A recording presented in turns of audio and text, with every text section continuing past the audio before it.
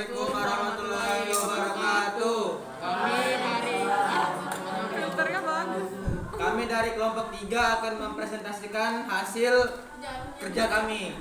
Ya, dari bab 6, Dari bab halaman 6. 73. Buka le, halaman 73. Buka ya. Awas kalau berisik ya.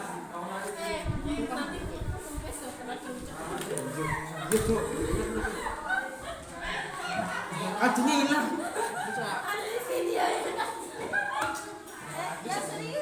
Memang tuh riset serius. Diam nawe teman-teman, cantik, cantik. Mana? Berdua lah ini. Satu, Jepang bertekuk lutut. Hiroshima, 6 Agustus 1945. Pukul 8.15 pagi, bom atom pertama dijatuhkan di kota nomor 7 terbesar di Jepang. Dahsyatnya bom pemusnah massal ini tak terpikirkan. Lebih dari 70.000 orang tewas, mengenaskan kota yang berpenduduk 350.000 jiwa ini. Masih ribuan orang lagi yang meninggal secara mengerikan akibat terkena debu radioaktif atau radiasi bom yang amat hebat itu. Tak berhenti sampai di sini. 3 hari kemudian, 9 Agustus 1945, Nagasaki menjadi sasaran bom berikutnya. Seperti juga Hiroshima. Tahu ya, Pak? Kota Nagasaki juga hancur lebur dan mereka yang tewas akibat ledakan bom kedua ini sebanyak 75.000 orang. Sekalipun peristiwa ini sudah berlangsung 59 tahun lalu, tapi sampai kini dunia masih tetap bergabung Kamu sini aja. dengan dijatuhkannya bom atom di kedua kota itu. Maka Kaisar Hirohito yang sangat dimuliakan rakyatnya memerintahkan agar perang dihentikan. Bala tentara dari Nippon yang bersemboyan Asia Timur Raya akhirnya bertakluk tanpa syarat para sekutu dalam Perang Dunia II yang menelan korban jutaan orang. Bertekuk lututnya bala tentara Jepang ini rupanya tidak banyak diketahui bangsa Indonesia, karena pada masa pendudukan Jepang semua radio disegel, hingga boleh dikata orang Indonesia tidak pernah mendengar dan buta terhadap berita-berita luar negeri. Warga yang memiliki radio juga sangat sedikit. Pemilik radio memiliki tanda khusus di depan rumahnya. Yang paling ditakuti oleh warga ketika itu adalah Kempetai, polisi militer Jepang. Mereka kedapatan mendengarkan berita luar negeri, dibawa ke Hokju, semacam markas kepolisian yang kala itu berkantor di Monas. Begitu tentara Jepang, hingga mereka yang dibawa ke markas polisi atau militer saat pulang hanya tinggal nama. Bahkan Bung Karno dan Bung Hatta yang sangat dekat dengan Jepang tidak mengetahui bila negeri matahari terbit itu telah bertekuk lutut. Pada tanggal 7 Agustus 1945, Jenderal Terauchi menyusun pembentukan Dokuritsu Jundi Kunkai atau Panitia Persiapan Kemerdekaan Indonesia (PPKI) yang tugasnya melanjutkan pekerjaan BPUPKI. Lembaga PPKI ini diketahui oleh Insinyur Soekarno dan Wakil Muhammad Hatta. Panitia persiapan atau PPKI itu beranggotakan 21 orang dan semuanya orang Indonesia yang berasal dari berbagai daerah. Jawa 12 wakil, Sumatera 3 wakil, Sulawesi 2 wakil, Kalimantan 1 wakil, Sunda kecil 1 wakil, Maluku 1 wakil, dan golongan penduduk Cina 1 wakil. Terbukti keduanya bersama Dr. Rajiman ketika pada 14 Agustus 1945 kembali di Jakarta masih belum yakin Jepang sudah menyerah. Padahal ketika tokoh itu bertemu Jenderal Besar Terauchi, Panglima tertinggi pasukan Jepang di Asia Tenggara, di sekitar 100 km dari kota Saigon, Ho Chi Minh. Hanya sejumlah orang yang bekerja di bawah tanah yang mengetahui kekalahan Jepang. melalui radio. Mereka tak berani menyebarkan berita ini terang-terangan. Hal inilah yang membuat suasana kota Jakarta tegang dan penuh kesibukan. Pada 15 Agustus, menyerahnya Jepang ke tangan sekutu makin center. Sementara golongan muda memaksa Bung Karno dan Bung Hatta memproklamasikan kemerdekaan hari itu juga. Karena menolak desakan para pemuda, keduanya kemudian diculik ke Rengas Dengklok, dekat Karawang, Jawa Barat.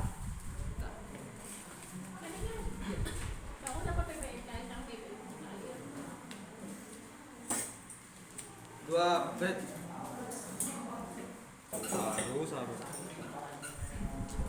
Dua peristiwa Rengas Dengklok.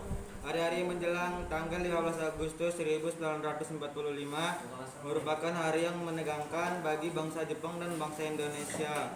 Bagi bangsa Jepang, tanggal tersebut merupakan titik akhir nyari mereka dalam melanjutkan Perang Dunia II.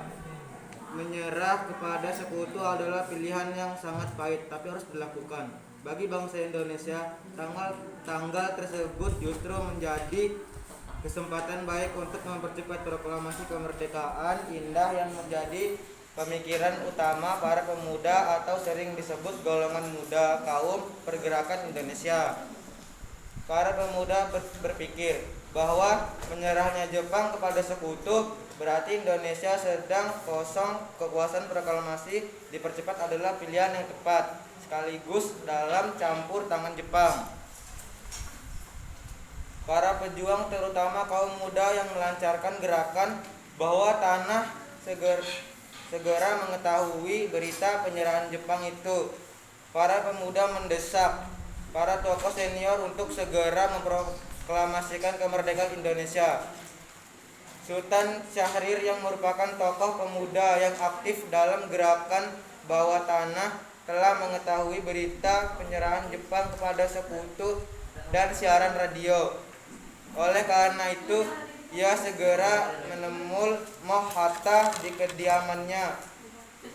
Syahrir mendesak agar Soekarno dan Moh-Hatta segera memerdekakan Indonesia kira-kira pukul 2. Syahrir berhasil menemui Bung Hatta yang baru saja datang dari Dalat, Saigon. Syahrir, Soekarno, dan Moh-Hatta mau menyatakan kemerdekaan, namun Hatta tidak bersedia dan akan membicarakan dengan Bung Karno. Oleh karena itu, Bung Hatta dan Syahrir pergi ke kediaman Bung Hatta mau memerdekakan Indonesia karena Jepang telah menyerah. Tetapi Bung Karno belum bersedia sambil mencari kebenaran berita tentang menyerahnya Jepang pada sekutu. Hari Rabu, tanggal 15 Agustus 1945, sekitar pukul 9:30, para pemuda yang dipimpin Wikana dan Darwis datang di rumah Soekarno di Pegangsan Timur nomor 56 Jakarta. Wikana dan Darwis memaksa Soekarno untuk memproklamasikan kemerdekaan Indonesia. Para pemuda mendesak agar proklamasi malam ini dapat dilaksanakan paling lambat tanggal 16 Agustus 1945. Sambil menimang-nimang senjata, Wikana berucap dan bernada ancaman. Wilona Bung ketika Bung Karno tidak mengumumkan. Wikana terperanjat setelah melihat sikap dan bentakan Bung Karno. Suasana rumah Bung Karno semakin tegang. Hal ini juga disaksikan antara lain oleh Moh-Hatta, Dr. Buntaran, Ahmad Subarjo, dan Iwa Kusuma Sumatri. Para pemuda gagal memaksa Soekarno dan golongan tua untuk segera memproklamasikan kemerdekaan. Para pemuda kemudian meninggalkan rumah kediaman Bung Karno. Bung Karno kemudian meminta Bung Hatta untuk mengundang para anggota PPKI pada pagi tanggal 16 Agustus 1945 untuk rapat membahas keadaan terakhir Indonesia dan persiapan untuk kemerdekaan Indonesia. Para pemuda malam itu sekitar pukul tengah malam tanggal 15 Agustus mengadakan pertemuan dan 71 Jakarta. Pada pemuda yang hadir antara lain Sukami Wikana, Yusuf Kunto, Serful Saleh dan Sudanko. Sehingga mereka sepakat untuk membawa Soekarno dan Mohatta keluar kota. Tujuan agar kedua tokoh ini jauh dari pengaruh Jepang dan bersedia memproklamasikan kemerdekaan Indonesia. Para pemuda juga sepakat menunjuk Sudanko Singgih untuk memimpin pelaksanaan rencana tersebut. Untuk melaksanakan tugas, Singgih mendapat pinjaman beberapa perlengkapan dan markas peta di Laga Monyet. Waktu itu yang piket di markas peta adalah Latif Hendraningrat Singgih disertai pengemudi Sampun dan penembak mahir Sutrisno bersama Sukarni Wikana dan Dr. Muwardi menuju ke rumah Mohatta. Singgih secara singkat meminta kesediaan Mohatta untuk ikut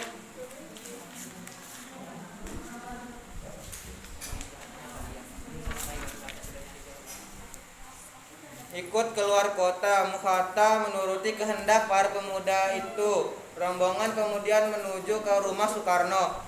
Tiba di rumah Soekarno, keluarga Soekarno baru saja makan sahur. Setelah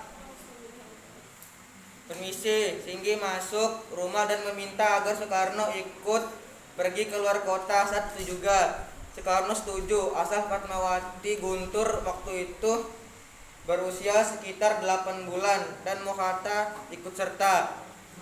Pemuda pun mengayakan pemerintahan Soekarno tanggal 16 Agustus sekitar pukul 4 pagi. Rombongan Soekarno, Mohatta dan para pemuda menuju ke arah timur. Pemuda tetap merahasiakan kemana tujuan rombongan Soekarno ini mau dibawa pergi. Ternyata rombongan ini akan dibawa ke Rengas Dengklok. Dipilihnya daerah Kewadaan Rengas Dengklok karena daerah ini terpencil, yaitu 15 km dari Gedung Gede, Kerawang. Selain itu juga ada hubungan baik antara Dianda Peta Purwakarta dan Dianda Jakarta, sehingga dari segi keamanan terjamin. Pagi hari rombongan Soekarno sampai di Rengas Dengklok. Mereka diterima oleh Sudanko, Subeno dan Afan. Mereka ditempatkan di rumah keluarga Tionghoa. Jauh Kisong yang simpati pada perjuangan bangsa Indonesia. Sehari di Rengas Dengklok, para pemuda ternyata gagal memaksa Soekarno untuk menyatakan kemerdekaan Indonesia lepas dan campur tangan Jepang. Namun ada gelagat yang ditangkap oleh Singgih bahwa Soekarno bersedia memproklamasikan kemerdekaan Indonesia kalau sudah kembali ke Jakarta. Melihat tanda-tanda bahwa Soekarno bersedia memproklamasikan kemerdekaan Indonesia, maka sekitar pukul 10 bendera merah putih dikibarkan di halaman Kewadaan Rengas Dengklok. Jakarta berada dalam keadaan tegang karena tanggal 16 Agustus 1945 seharusnya diadakan pertemuan PPKI. Tetapi Soekarno dan Mohatta tidak ada di tempat. Ahmad Subarjo segera mencari kedua tokoh tersebut. Akhirnya setelah terjadi kesepakatan dengan Wikana, Ahmad Subarjo ditunjuk dan diantar ke Rengas Dengklok oleh Yusuf Kunto. Ahmad Subarjo tiba di Rengas Dengklok pukul 5:30 untuk menjemput Soekarno dan rombongan. Namun kecurigaan para pemuda terhadap Ahmad Subarjo pun masih terjadi.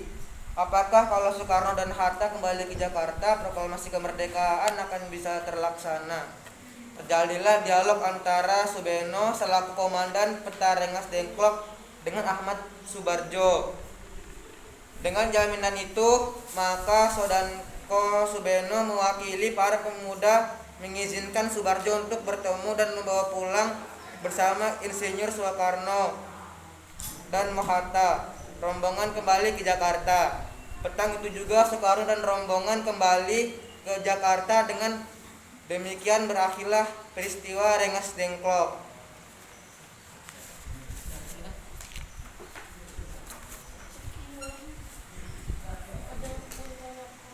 yang mau bertanya silahkan. Kami tidak menerima banyak-banyak. Lanjut part 2.